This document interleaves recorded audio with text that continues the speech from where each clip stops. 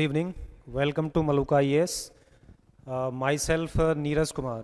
ठीक है, आज हम आंसर राइटिंग का एक टॉपिक डिस्कस करते हैं, कोएलिशन पॉलिटिक्स इन इंडिया। देखिए, coalition politics in India actual में है क्या, या इससे रिलेटेड किस टाइप के क्वेश्चंस बन सकते हैं। ये जो पार्ट है आपका, ये GS पेपर 2 का पार्ट है ये। ठीक है, तो इसमें हम देखते हैं आपका कि क्या क्या रहेगा क्वेश्चन। पहला क्वेश्चन लेके देखते हैं। देखिए, यहाँ आपके सामने एक क्वेश्चन है जो कि हम कहेंगे, यहाँ पे क्वेश्चन कह रहा है कि how does coalition politics impact the governance and stability of a country. ठीक है, elaborate with examples to illustrate the advantages and challenges associated with coalition government। ठीक है, मतलब इसको यहाँ पे यदि हम देखें तो इसमें क्वेश्चन सबसे पहले ये बनता है कि इस क्वेश्चन की एक्चुअल में थीम क्या है। भाई, ये क्वेश्चन क्या कहना चाह रहा है। मतलब जब हम आंसर राइटिंग को देखते हैं तो आंसर राइटिंग में हमें क्या देखना होता है कि जो क्वेश्चन है, क्वेश्चन जो डिमांड कर रहा है उसकी बेसिक थीम क्या है। पहले तो हमें बेसिक थीम को आइडेंटिफाई करना है। ठीक है, देखो यहां जब हम बेसिक थीम को आइडेंटिफाई करेंगे तो इसमें क्वेश्चन क्या कह रहा है, इसके दो पार्ट्स हैं। इसमें देखा जाए तो ये कह रहा है कि how does coalition politics impact the governance. मतलब जो कोएलिशन गवर्नमेंट होती है, कोएलिशन पॉलिटिक्स होती है, या हिंदी में देखें इसको तो गठबंधन की जो राजनीति है आपका, एक्चुअल में किसी भी देश को या किसी देश की राजनीति या शासन को कैसे प्रभावित करती है। ठीक है, तो इसको हमें देखना है। तो यहाँ जब हम इस क्वेश्चन को जब लिखेंगे तो इस समय क्या करेंगे कि यहाँ पे हमें सबसे पहले जब इंट्रोडक्शन लिखना है, तो इंट्रोडक्शन आपका हमारा नॉर्मली 3-4 लाइन्स के आसपास का होना चाहिए। और इंट्रोडक्शन में आपका हमें यहाँ क्या लिखना है, इस क्वेश्चन के बेसिस पर देखें हम तो यहाँ पे, क्योंकि जो कोएलिशन पॉलिटिक्स है, मतलब कोएलिशन गवर्नमेंट है या गठबंधन की जो राजनीति है, तो यहाँ पे हमें एक्चुअल में ये इंट्रोडक्शन में लिखना होगा आपका कि कोएलिशन पॉलिटिक्स क्या है। तो हमें एक ब्रीफ इंट्रोडक्शन देना पड़ेगा कोएलिशन पॉलिटिक्स या गठबंधन की सरकार का। ठीक है, कि कोएलिशन पॉलिटिक्स या कोएलिशन गवर्नमेंट एक्चुअल में क्या होती है। ठीक है, ये हमने आपका 3-4 लाइन्स में आपका इसको डिस्क्राइब कर देना है इंट्रोडक्शन में। फिर इसके बाद में हमें इसके बॉडी पार्ट में क्या देखना है, जो बॉडी पार्ट रहेगा इसका, ऐसे कह सकते हो इसको कि लास्ट में कहा गया है कि इसमें कि elaborate with examples to the illustrate the advantages and challenges associated with coalition government. मतलब कि जो कोएलिशन गवर्नमेंट है आपका, कोएलिशन गवर्नमेंट या पॉलिटिक्स जो होती है, इससे किसी भी देश में ये इसको कैसे इम्पैक्ट करता है, कैसे आपका इसकी नीड हमें क्यों होती है, या आपका इसके ये जो इसके फेलियर्स क्या क्या होते हैं। ठीक है, तो यहाँ हमें क्या बताना है, यहाँ हमें एक्चुअल में बताना है कि इसमें देखो इंट्रोडक्शन जब आप लिखोगे तो मैंने अभी आपको बताया, ध्यान से देखना है इसको। इंट्रोडक्शन आप जब लिखोगे तो इसमें कोएलिशन गवर्नमेंट या पॉलिटिक्स, ठीक है, तो कोएलिशन जो पॉलिटिक्स है आपका, इसको डिस्क्राइब कर देना है आपको। ठीक है, 2-3 लाइंस में। अब आपसे पूछा जाए कि भाई कोएलिशन पॉलिटिक्स एक्चुअल में क्या होती है, तो ये एक टाइप से मल्टीपल पॉलिटिकल पार्टीज सिस्टम होता है। मतलब multiple political parties came together to form a government. मतलब जो बहुत सारी पार्टीज होती हैं ये एक साथ आती हैं और एक सरकार बनाती हैं। मतलब एक साथ इकट्ठा होकर एक सरकार बना रही होती हैं, गवर्नमेंट को फॉर्म कर रही होती हैं। तो इसको हम कहते हैं कोएलिशन गवर्नमेंट या कोएलिशन पॉलिटिक्स कहते हैं। ठीक है, मतलब किसी एक सिंगल पार्टी को जब मेजॉरिटी नहीं मिलती है तो बहुत सारी पार्टीज मिलके आपका इसको एक गवर्नमेंट फॉर्म करती हैं। ठीक है, तो इसको हंग पार्लियामेंट भी कह सकते हैं, इसको कोएलिशन पॉलिटिक्स या कोएलिशन गवर्नमेंट भी कह सकते हैं। ठीक है, तो ये हमें एक्चुअल में यहाँ पे डिफाइन कर देना है कि भाई ये क्या है, कि एक्चुअल में कोएलिशन पॉलिटिक्स क्या होता है, गवर्नमेंट क्या होता है, कि एक मल्टीपल पॉलिटिकल पार्टी सिस्टम है या multiple political parties came together to form a government at centre या स्टेट लेवल। ठीक है, ये हमने इंट्रोडक्शन में आपका 3-4 लाइन्स में समझा दिया। फिर इसके बाद हमें क्या करना होता है, इसमें कि जो बॉडी पार्ट है आपका, बॉडी पार्ट में हमें क्या लिखना है। देखो बॉडी पार्ट में एक्चुअल में हमें लिखना होता है इसमें कि जो ये क्वेश्चन की डिमांड क्या है। मतलब इसमें इंट्रोडक्शन में तो हमने लिख लिया कि जो एक्चुअल में ये इसकी बेसिक थीम क्या है, ठीक है, इसमें कीवर्ड क्या है जिसको हमें एक्चुअल में समझाना है। फिर इसके बाद क्या हो रहा है यहाँ पे कि बॉडी पार्ट में हमें लिखना है कि इस क्वेश्चन की डिमांड क्या है। तो ये क्वेश्चन डिमांड कर रहा है आपका कि इसमें जो नीड क्यों है इसकी हमें कोएलिशन गवर्नमेंट या पॉलिटिक्स की, ठीक है, इन इंडिया, या फिर आपका जो कोएलिशन गवर्नमेंट है आपका या पॉलिसीज है आपका ये फेल क्यों होती है, इनका फेलियर को हमें समझाना है। तो मतलब need and failure of coalition government actual में हमें डिस्क्राइब करना है, ठीक है। तो इसमें आपको यहां पे नीड एंड फेलियर्स, ठीक है, ऑफ कोएलिशन पॉलिटिक्स या गवर्नमेंट, इसको डिस्क्राइब करना है। और फिर इसके बाद में इसको कंक्लूड कर देना है 3-4 लाइंस में कि एक्चुअल में ये मिक्सअप होना चाहिए। मतलब ये इसमें जो इसके नीड्स और फेलियर्स हैं इनको हम मिक्सअप करते हुए आपका इसमें एक वे फॉरवर्ड लिखेंगे आपका, मतलब आगे क्या रास्ता हो सकता है, फ्यूचरिस्टिक अप्रोच होनी चाहिए इसमें हमारी, ठीक है। तो यहाँ 3-4 लाइंस में लिख देंगे। तो ये एक्चुअल में इसका ड्राफ्ट है। मतलब कोई भी जब क्वेश्चन हम लिखते हैं तो उसको क्वेश्चन को लिखने से पहले हमें 1-2 मिनट के लिए ड्राफ्ट करना चाहिए कि क्वेश्चन एक्चुअल में क्या है, इसको ये क्या डिमांड कर रहा है, ठीक है। तो हमने देखा यहाँ पे कि भाई इंट्रोडक्शन में हमें लिखना है कि कोएलिशन गवर्नमेंट या पॉलिटिक्स के बारे में ये कीवर्ड है इसका। फिर इसमें बॉडी पार्ट जो होगा, बॉडी पार्ट में क्या लिखना है कि need and failure of coalition politics in India, ठीक है, इंडिया के रेफरेंस में लिखना है। फिर इसके बाद में 3-4 लाइंस में इसको कंक्लूड कर देना है। तो ये इसका एक बेसिक स्ट्रक्चर रहेगा। अब इसको थोड़ा डिटेल में डिस्कस करते हैं कि इसमें डिटेल में हम इसको क्या कहेंगे, ठीक है। बॉडी पार्ट में हमें डिटेल में क्या क्या लिखना है ये सारी चीज देखेंगे। तो एक बेसिक आइडिया, बेसिक ड्राफ्ट हमने तैयार कर लिया है कोई भी क्वेश्चन का, ठीक है। अब देखो इसके बाद मैंने आपको यहां बताया कि इसमें इंट्रोडक्शन क्या रहेगा। तो वही चीज है आपका कि ब्रीफ स्टेटमेंट अबाउट कोएलिशन या कोएलिशन पॉलिटिक्स, या इसमें हिंदी में भी देख सकते हो कि गठबंधन राजनीति के बारे में एक हमें संक्षिप्त में एक विवरण देना है, बहुत 3-4 लाइंस में। फिर बॉडी पार्ट में क्या लिखना है आपका कि आवश्यकताएं और असफलताएं, मतलब needs and failures of coalition politics, ठीक है, और वो भी एग्जाम्पल के साथ हमें देना है। कंक्लूजन में क्या लिखना है, वही वे फॉरवर्ड, मतलब हमें एक फ्यूचरिस्टिक अप्रोच रखते हुए इसमें आपका क्वेश्चन को हमें एक्चुअल में लिखना है, ठीक है। अब देखो यहां पे एक आपने यदि एडमिशन वगैरह नहीं लिया है हमारे अभी इसमें प्रोग्राम के जरिए, तो भाई आप एडमिशन ले सकते हो। अभी इस नंबर पे आप फ़ोन वगैरह कर सकते हो और फ़ोन करके जानकारी ले सकते हो, एडमिशन ले सकते हो, ठीक है। इतना सस्ता आपका पूरे ऑल ओवर इंडिया में कहीं भी आपको कोर्स प्रोवाइड नहीं कराया जा रहा है, और वो भी बहुत अच्छे फैकल्टीज़ के साथ, ठीक है। तो ये GS foundation plus advanced batch 2024 actual में ये प्रोग्राम स्टार्ट हो रहा है, और वो भी बहुत कम आप यहाँ देख ही रहे हो कि इतने कम में आपका पूरे ऑल ओवर इंडिया में कोई नहीं करा रहा है, ठीक है। तो आप इस नंबर पे यहाँ पे फ़ोन करके जानकारी ले सकते हो, ठीक है, या विजिट भी कर सकते हो, आपका इस वेबसाइट पे भी विजिट कर सकते हो, या फिर आपका यहाँ यदि आना चाहो तो यहाँ देख सकते हो, ठीक है। आगे बढ़ते हैं। आप देखो अब ये क्वेश्चन को हम बेसिक आइडिया तो हमने देख लिया कि इसको ड्राफ्ट कैसे करना है, मतलब किसी भी क्वेश्चन को हमें पहले ड्राफ्ट करना है, फिर उसके बाद में हमें लिखना है, ठीक है। अब इसमें देखते हैं आपका कि यहाँ पे एक्चुअल में क्या कह रहा था क्वेश्चन, कि हमें इंट्रोडक्शन में क्या लिखना था कि कोएलिशन पॉलिटिक्स को लिखना था। तो देखो यहाँ पे हम क्या कहना चाह रहे हैं कि coalition politics in India has become a prominent feature of the countries political landscape, ठीक है, कि हमारे इंडिया में यदि हम देखें आपका जो कोएलिशन पॉलिटिक्स है आपका एक बहुत अहम रोल प्ले करती है, बहुत एक इम्पोर्टेंट रोल प्ले कर रही है।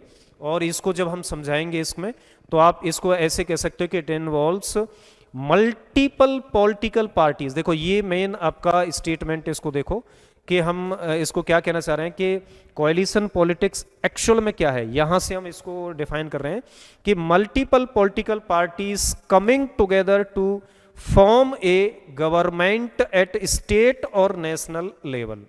ठीक है, मतलब मैंने आपको बताया था कि भाई बहुत सारी पार्टीज मिलके, आपका मल्टीपल पॉलिटिकल पार्टीज मिलके एक गवर्नमेंट फॉर्म करती हैं, और किसी सिंगल पार्टी को जब मेजॉरिटी नहीं मिलती है, पूर्ण बहुमत नहीं मिलता है, तब ये ऐसा आप कह सकते हो कि कोएलिशन पॉलिटिक्स की शुरुआत होती है। ठीक है, तो यहाँ पे लिखा भी है, इसको हिंदी में भी आप देखना चाहो देख सकते हो कि भारत में गठबंधन की राजनीति देश के राजनीतिक परिदृश्य की एक प्रमुख विशेषता बन गई है। ठीक है, इसमें राज्य राष्ट्रीय स्तर पर सरकार बनाने के लिए कई राजनीतिक दल एक साथ आते हैं। ठीक है, तो आप यहाँ पे समझ सकते हो कि ये जो कोएलिशन पॉलिटिक्स है वो एक्चुअल में क्या है।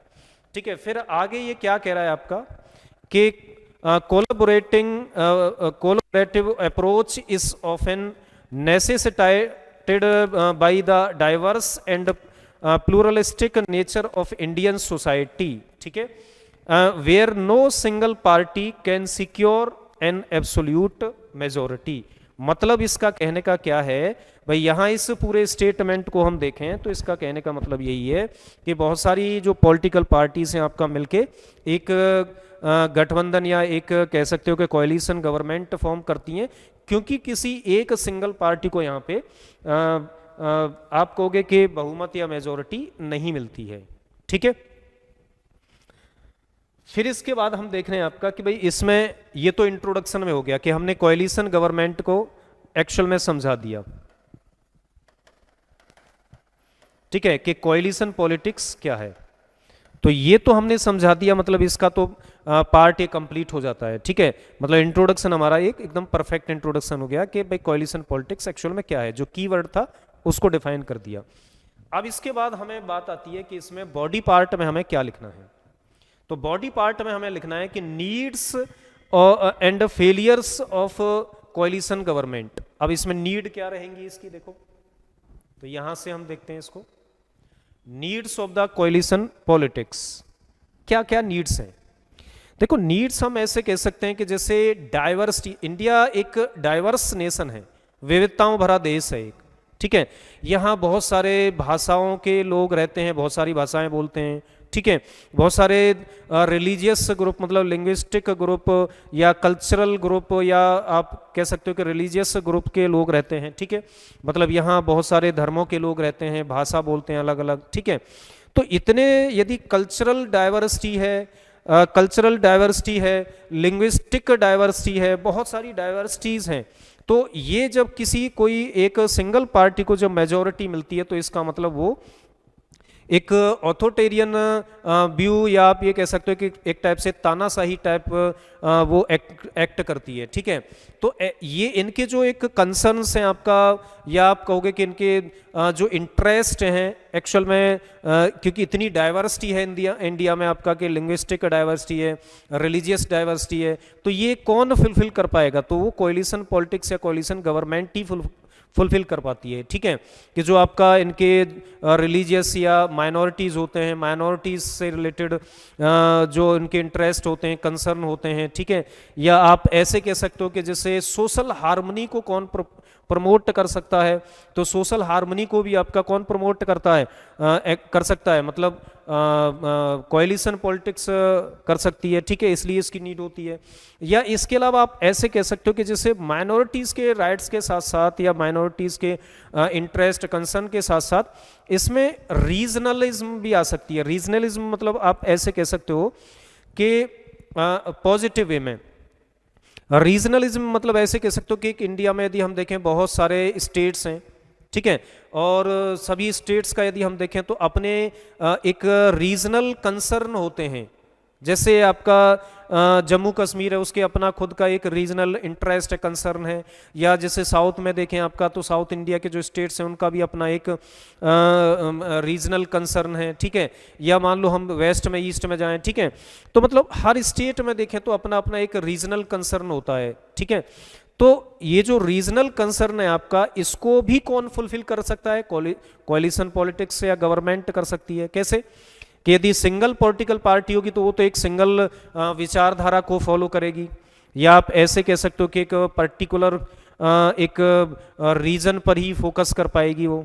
लेकिन जब मल्टीपल पॉलिटिकल पार्टीज आके मिलती हैं, जिसमें स्मॉलर पार्टीज भी होती हैं बहुत सारी, जो किसी एक माइनॉरिटी हो सकता है, किसी एक जो माइनॉरिटी जो होती हैं आपका, इनको रिप्रेजेंट करती हों, तो ये क्या है कि कोलिशन पॉलिटिक्स में क्या हो रहा होता है कि ये एक माइनॉरिटीज को रिप्रेजेंट करती हैं, रीजन को रिप्रेजेंट करती हैं, उनके इंटरेस्ट को या सोशल हार्मनी को प्रमोट करती हैं। ठीक है, तो ये सारी चीज़ें एक्चुअल में आपको ये कोलिशन पॉलिटिक्स से ही पॉसिबल हो पाती हैं, इसलिए हमें कोलिशन पॉलिटिक्स की हमें नीड है। ठीक है, और दो चार इसमें देखते हैं। तो नीड्स ऑफ कोलिशन पॉलिटिक्स, ठीक है, इसमें क्या है? डाइवर्सिटी, देखो इसमें क्या है कि डाइवर्सिटी एंड प्लूरलिज्म, इसका मतलब क्या है कि विविधता और बहुलवाद। तो मैंने अभी आपको बताया था कि इंडिया एक डाइवर्स नेशन है, विविधताओं का देश है। ठीक है, इसमें देख सकते हैं कि लिखा भी है कि India is a diverse nation with various linguistic, cultural, religious groups. मतलब इंडिया में बहुत सारी भाषाएं बोलने वाले लोग हैं, और कल्चरल मतलब अलग अलग संस्कृति, अलग अलग कल्चर के लोग यहाँ रहते हैं, अलग अलग रिलीजन के लोग यहाँ रहते हैं। हिंदू, मुस्लिम, सिख, ईसाई सब आपस में बहुत प्रेम से रहते हैं। ठीक है, तो ये जो कल्चरल डाइवर्सिटी है, रिलीजियस डाइवर्सिटी है, लिंग्विस्टिक डाइवर्सिटी है, इसको एक्चुअल में कोई एक सिंगल पॉलिटिकल पार्टी फुलफिल नहीं कर सकती है। तो इसको कौन फुलफिल करेगा? Coalition politics. ठीक है, फिर इसके अलावा आपसे पूछा जाएगा इसमें और क्या है। देखो यहां भी देख सकते हो कि इसमें कि सांस्कृतिक और धार्मिक समूह वाला एक विविध राष्ट्र है ये। फिर इसके बाद हम यहां देखते हैं कि coalition politics allows for representation and accommodation of these diverse interest, promoting social harmony. वही चीज मैंने आपको अभी बताई थी कि ये डाइवर्सिटी वाला कंट्री है हमारा जो देश है इंडिया। ठीक है, एक बहुत कल्चरल डाइवर्सिटी है, रिलीजियस डाइवर्सिटी है। तो इसलिए जो कोलिशन पॉलिटिक्स है आपका, वो एक्चुअल में ये रिप्रेजेंटेशन देती है, या आप कह सकते हो कि प्रतिनिधित्व देती है, जो कल्चरल अलग अलग डिफरेंट कल्चर के जो लोग हैं, या डिफरेंट रिलीजन के जो लोग हैं, उनका ये रिप्रेजेंटेशन या प्रतिनिधित्व देती है उनको। तो इसका मतलब यहाँ पे आप नॉर्मली कह सकते हो कि ये इनके इंटरेस्ट को या माइनॉरिटीज के इंटरेस्ट को ये फुलफिल कर सकती है, या कल्चरल डाइवर्सिटी उन सब के जो कंसर्न है आपका, उनको फुलफिल कर सकती है। ठीक है, फिर इसके बाद आपका नेक्स्ट क्या कह रहा है कि रीजनलिज्म। देखो रीजनलिज्म जो है आपका, ये यदि हम पॉजिटिव सेंस में देखें तो हर पर्टिकुलर एक स्टेट या रीजन का एक खुद का मेन कंसर्न होता है, अपना कंसर्न होता है। तो अब जब ये अपना कंसर्न है, आपका इंटरेस्ट है, उसको कौन फुलफिल कर पाएगा? कोलिशन पॉलिटिक्स कर पाएगी। क्यों? क्योंकि ये जो बहुत सारी मल्टीपल पॉलिटिकल पार्टीज होती हैं, एक अलग रीजन से आ रही है, एक अलग रीजन से आ रही है, बहुत सारी अलग अलग रीजन से आ रही है, तो इसका मतलब ये अलग अलग रीजन का भी रिप्रेजेंटेशन इसमें मिल जाता है आपको। तो इसलिए आप कह सकते हो यहाँ पे कि रीजनलिज्म में भी आपका ये इसमें आपका प्रमोट होगी। ठीक है, मतलब कि पॉजिटिव सेंस में, नेगेटिव नहीं। Different regions of India have unique concern. मैंने अभी आपको बताया कि भाई डिफरेंट जो अलग अलग जो रीजन्स हैं आपका, वो अलग अलग आप कहोगे कि यहाँ पे यूनिक कंसर्न्स होते हैं, इनके प्रायोरिटीज होती हैं।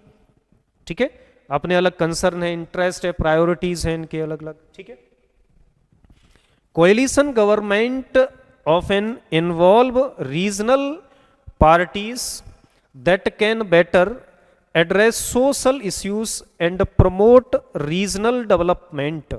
ठीक है, हिंदी में भी देख लेते हैं एक बार इसको, कि भारत के विभिन्न क्षेत्रों की विशिष्ट चिंताएं एंड प्राथमिकताएं, ठीक है, मतलब कि अलग अलग रीजन की अलग अलग इंटरेस्ट हैं, वही सोशल मतलब कि सोशल इंटरेस्ट हो सकते हैं, कल्चरल कुछ भी हो सकता है। तो प्राथमिकताएं हैं। गठबंधन सरकारों में अक्सर क्षेत्रीय दल शामिल होते हैं। ठीक है, क्योंकि मैंने अभी आपको बताया कि कोलिशन गवर्नमेंट कौन फॉर्म कर रहा है, मतलब जो मल्टीपल पॉलिटिकल पार्टीज हैं, तो इसलिए यहाँ पे जो स्थानीय मुद्दों को बेहतर ढंग से संबोधित कर सकते हैं, ठीक है, और क्षेत्रीय विकास को बढ़ावा दे सकते हैं, ठीक है। तो इसका मतलब क्या है कि रीजनलिज्म हम यदि पॉजिटिव वे में देख रहे हैं तो यहाँ पे ये सोशल हार्मनी को प्रमोट करता है, साथ में रीजनल डेवलपमेंट को प्रमोट करता है, ठीक है। या आप ऐसे कह सकते हो कि लोकल इश्यूज को एक्चुअल में जो बहुत अच्छे से ये प्रमोट कर सकते हैं और अच्छे से आपका यहाँ पे रीजनल डेवलपमेंट देखने को मिल सकता है, ठीक है। फिर इसके बाद यदि आगे देखें इसमें और क्या हो सकता है कि चेक ऑन पावर मींस, मतलब इसमें आप ऐसे कह सकते हो कि यदि सिंगल पॉलिटिकल पार्टी है तो वो क्या है कि वो ऑथोटेरियन व्यू रख सकती है, मतलब वो तानाशाही हो सकती है। लेकिन जब कोएलिशन पॉलिटिक्स की बात आती है तो उसमें आपका रिप्रेजेंटेशन एक्चुअल में बहुत सारे अलग अलग रीजन्स का, अलग अलग रिलीजियस आप कह सकते हो कि रिप्रेजेंटेशन होता है रिलीजन का, या इसके अलावा आप ये कह सकते हो कि जो स्मॉल पार्टीज होती हैं आपका, उनका भी रिप्रेजेंटेशन इसमें होता है। तो इससे क्या होता है कि एक ऑथोटेरियन व्यू नहीं आ पाता, या एक आप ये कह सकते हो एक तानाशाही टाइप डिसीजन नहीं होते हैं उसमें, तो सभी को साथ में लेके चलना पड़ता है, ठीक है। तो यहां पे लिखा भी है कि coalition government act as checks on the power of a single dominant party, ठीक है। यहां यदि हम देखें इसमें तो आप ऐसे कह सकते हो गठबंधन सरकारें एक प्रमुख पार्टी की शक्ति पर नियंत्रण के रूप में कार्य करती है, ठीक है। तो मतलब ये क्या है कि हमें एक तानाशाही या एक जब सिंगल मेजोरिटी में पार्टी रहती है तो उसमें तानाशाही की ज़्यादा मतलब संभावना हो जाती है, तो उसको भी यहाँ पे ये रोकती है, ठीक है। तो यहाँ लिखा भी है, देखो साफ साफ, तो यहाँ लिखा भी आपका कि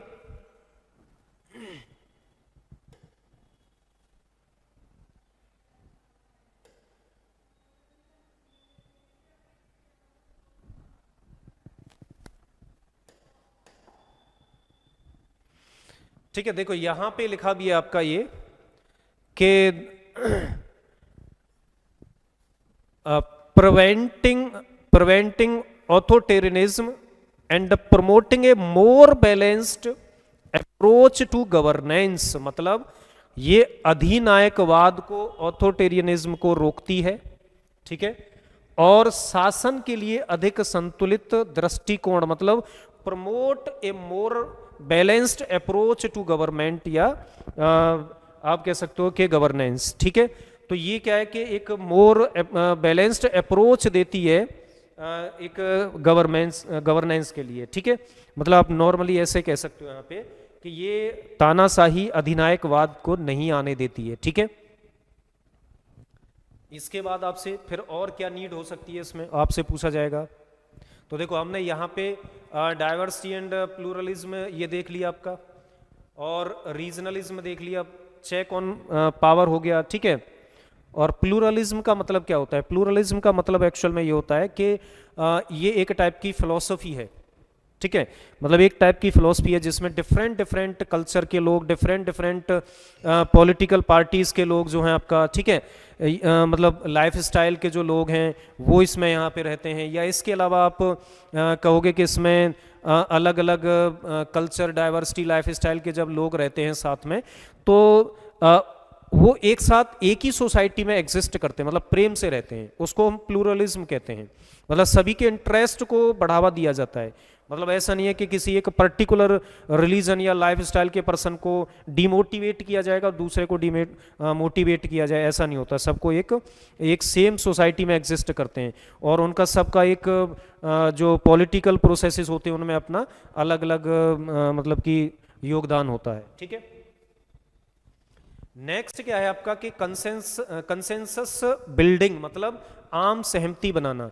तो जो गठबंधन की राजनीति होती है, कोएलिशन पॉलिटिक्स होती है, इसमें क्या है एक्चुअल में कि ये कोई भी जब डिसीजन लेते हैं तो कोई भी डिसीजन आपका सभी आम सहमति से लेते हैं। तो इससे आप ऐसे कह सकते हो कि जो गवर्नेंस है आपका वो मोर इंक्लूसिव होती है nature, more inclusive in nature, ठीक है। और कह सकते हो आपका यहाँ पे coalition politics necessities consensus building and compromises which can lead to promote more inclusive and balanced policies।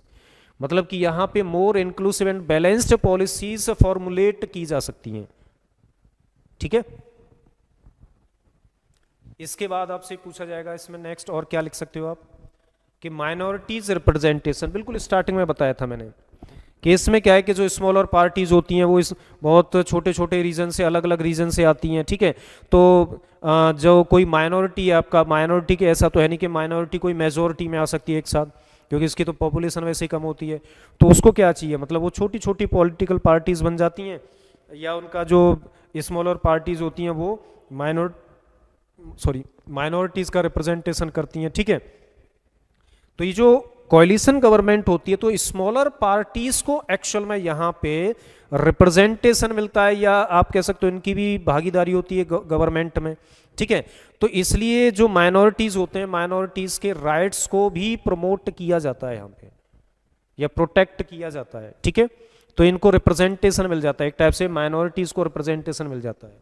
तो यहाँ आप देख भी सकते हो, इसमें कहा भी गया है कि smaller parties and marginalised communities often find representation in coalition government ensuring that their voice, ध्यान से देखना इसको, that their voice are heard in the political processes. मतलब इसको हिंदी में भी देख लेते हैं कि छोटी पार्टियों और हाशियों पर रहने वाले समुदायों को अक्सर गठबंधन सरकारों में प्रतिनिधित्व मिलता है। मतलब सीधी सी बात यह है कि जो माइनॉरिटीज जो होती हैं आपका, तो उनको क्योंकि वो मेजॉरिटी में नहीं आ सकती हैं क्योंकि पॉपुलेशन उनकी कम है, तो उनकी जो छोटी छोटी पार्टीज होती हैं उनमें ही उनका रिप्रेजेंटेशन होता है, ठीक है। अब जब वो कोalition में आ जाती हैं तो कोalition में आने से क्या होता है स्मॉलर पार्टीज के, कि जो माइनॉरिटीज है उनको एक्चुअल में एक रिप्रेजेंटेशन मिल जाता है, ठीक है। और यहां पे लिखा भी है जिससे यह सुनिश्चित होता है कि राजनीतिक प्रक्रियाओं में उनकी आवाज सुनी जाए, ठीक है। तो ensuring that their voices are heard in the political processes, ठीक है। तो ये तो सभी नीड थी इसकी। फेलियर्स को भी डिस्कस कर लेते हैं इसमें।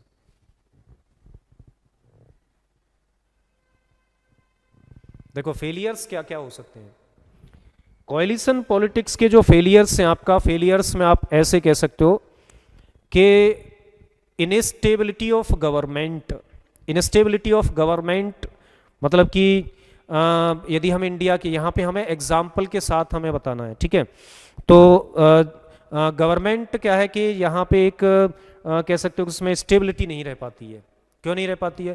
क्योंकि एक सिंगल पार्टी मेजोरिटी में होती नहीं है, बहुत सारी पार्टीज मतलब कि एक गठबंधन बनाती हैं। तो इसमें क्या होता है कि सबके अलग अलग इंटरेस्ट होते हैं, सबके अलग अलग व्यूज़ होते हैं। तो इस वजह से क्या होता है कि कोई भी अपने ऊपर रेस्पॉन्सिबिलिटी नहीं लेना चाहता है, ठीक है। तो अब ये क्या है कि जो गवर्नमेंट है आपका वो नॉर्मली अनस्टेबल होती है, ठीक है। अब ये स्टेबिलिटी क्यों नहीं बन रही है, या फिर आपका एक एग्जाम्पल लेते हैं इंडिया में। देखो इंडिया में यदि आपका कोalition का देखें तो इंडियन गवर्नमेंट में या पॉलिटिक्स में देखें तो बहुत बड़ा रोल रहा है। जैसे आपका 1989 से लेके 2024 तक आपका सॉरी 24 नहीं 14 तक, सॉरी, ठीक है। 1989 से लेके आपका 2014 तक एक्चुअल में कोalition गवर्नमेंट ज़्यादा रही हैं। जैसे हम कहें आपका कि 96 और 97 में देखें तो आप वहाँ कह सकते हो कि हमारे जैसे जो माननीय आपका वो थे, क्या नाम है, जो प्राइम मिनिस्टर रहे थे हमारे अटल बिहारी वाजपेयी, ठीक है। तो अटल बिहारी वाजपेयी हमारे प्राइम मिनिस्टर थे ये 96 में 16 डेज के लिए आपका ये प्राइम मिनिस्टर रहे बस केवल, ठीक है। और इसके साथ फिर HD देवगौड़ा, फिर उसके बाद इंद्र कुमार गुजराल, ये करके, ठीक है। तो मतलब ये एक साल के आसपास की आपका गवर्नमेंट रही थी। मतलब जो अटल बिहारी वाजपेयी प्रधानमंत्री रहे थे वो केवल 16 डेज के लिए रहे थे 96 में, ठीक है। मतलब बहुत छोटी एक इनका वो था टाइम पीरियड। और फिर इसके अलावा जब HD देवगौड़ा प्राइम मिनिस्टर बने तो वो भी आपका आप कहोगे कि लगभग मतलब 360 डेज के आसपास रही थी उनकी भी गवर्नमेंट। एक साल के आसपास ही रहे थे, मतलब एक साल मैक्सिमम करके रहे थे, एक साल से भी कम थे शायद। और फिर उसके बाद इंद्र कुमार गुजराल, मतलब ये भी 1 साल से भी कम टाइम पीरियड रहा है इनका भी। तो यहाँ देख लेते हैं इसको एक बार क्या कहना चाह रहे हैं। इनस्टेबिलिटी, देखो one of the key drawback of the coalition politics is the potential for instability. Multiple parties with varying ideologies can lead to frequent disagreements and political crisis. मतलब मैंने आपको अभी बताया कि भाई इसका मतलब क्या है, इसका मतलब सीधा यही है, ये कहना ये चाह रहे हैं यहाँ पे, जैसे मैंने अभी आपको बताया कि जो कोलिशन पॉलिटिक्स होता है इसमें डिफरेंट डिफरेंट आइडियोलॉजीज़ के विचारधारा के लोग होते हैं, पार्टीज होती हैं, तो वो अपनी विचारधारा को प्रमोट करना चाहते हैं, कोई दूसरी पार्टी अपनी विचारधारा को प्रमोट करना चाहती है। तो इस वजह से क्या है कि आपस में उनमें कॉन्ट्राडिक्शन या कंट्रोवर्सी बनी रहती है, ठीक है। तो इस वजह से वो गवर्नमेंट ज़्यादा लंबे समय तक चल नहीं पाती है, ठीक है। एग्जाम्पल भी है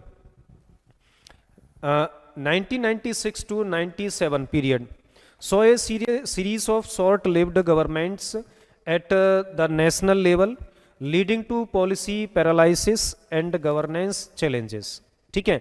मतलब कि 16 डेज अटल बिहारी वाजपेयी सर जो रहे थे आपका ये 96 में, आप कहोगे कि केवल और केवल 16 डेज के लिए गवर्नमेंट रही थी इनकी, ठीक है। उसके बाद भी 1 साल से कम के लिए गवर्नमेंट रही। HD देवगौड़ा हैं, इंद्र कुमार गुजराल हैं, ये प्रधानमंत्री रहे थे, तो ये सब आपका 1 साल से भी कम टाइम के लिए रहे थे। तो एक टाइप से आप कह सकते हो कि ये एक पॉलिटिकल क्राइसिस ही था ये, ठीक है, शॉर्ट लिव्ड गवर्नमेंट थी। नेक्स्ट क्या है, पॉलिसी पैरालिसिस। भाई जब आपका बहुत सारी पॉलिटिकल पार्टीज रहती हैं उसमें, तो अब क्या है कि कोई डिसीजन मेकिंग, एक बढ़िया डिसीजन मेकिंग नहीं हो पाती है, ठीक है। कि कोई एक मान लो आपका कोई इकोनॉमी में हमें कोई बड़ा डिसीजन लेना है, तो कोई रेस्पॉन्सिबिलिटी अपने ऊपर नहीं लेना चाहता है, और इसलिए डिसीजन मेकिंग, एक बढ़िया डिसीजन मेकिंग नहीं हो पाती है। तो इस वजह से आप ये कह सकते हो, देखो तो ये भी क्या है कि कोई पॉलिटिकल जो पार्टीज होती हैं बहुत सारे डिसीजन नहीं ले पाती हैं, तो कोई अपने ऊपर कोई रेस्पॉन्सिबिलिटी लेना नहीं चाहता है, तो इस वजह से आपका ये क्राइसिस आ जाता है इसमें, ठीक है। तो एग्जाम्पल क्या है, inability to push through economics reforms due to coalition pressure hindered India's economic growth during the certain periods, ठीक है। तो मतलब जैसे हमारी यदि हम बात करें कि 91 के आसपास हमने जो बहुत सारे डिसीजंस लिए थे आपका, ठीक है, या आप कहोगे कि उससे पहले जब मतलब कि कोलिशन गवर्नमेंट की बात होती है, तो कोलिशन गवर्नमेंट में उसके 91 के बाद भी बहुत सारे डिसीजन लेना, या फिर जो इकोनॉमिक रिफॉर्म्स अच्छे से ना हो पाना, ठीक है, मतलब इकोनॉमिक रिफॉर्म्स हमारे काफ़ी लेट हुए, उसके बाद भी आपका बहुत सारे रिफॉर्म्स की हमें ज़रूरत थी, तो डिले होते चले गए। First second generation third generation जो आपका रिफॉर्म्स है वो डिले होते चले गए, ठीक है।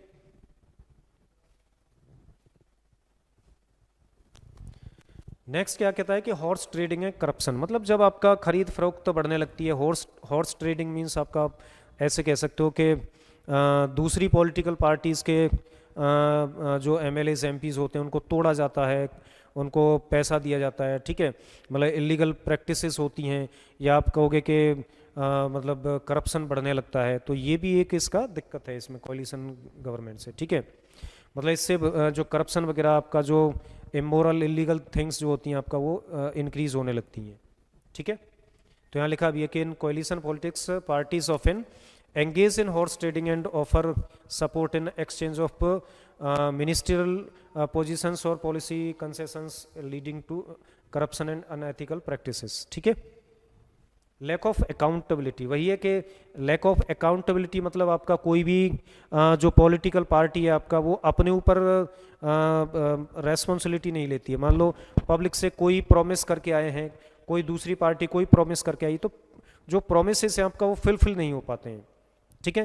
मतलब सभी पॉलिटिकल पार्टीज होती हैं आपका अपने अपने गवर्नमेंट मतलब पब्लिक से प्रोमिसेस करके आए हुए होते हैं, तो वो अपना अपना प्रोमिसेस पे ध्यान देते हैं। तो इस वजह से क्या होता है कि कोई अकाउंटेबिलिटी नहीं बन पाती है, जवाबदेही नहीं बन पाती है, ठीक है। और इसमें आप देख भी सकते हो कि collision government can lead to diffusion of responsibilities, making it challenging to hold any single party accountable for governance failure, मतलब गवर्नेंस फेलियर जब होता है तो उसके लिए कोई रेस्पॉन्सिबिलिटी नहीं लेती है, जवाबदेही कोई पार्टी नहीं देती है, ठीक है।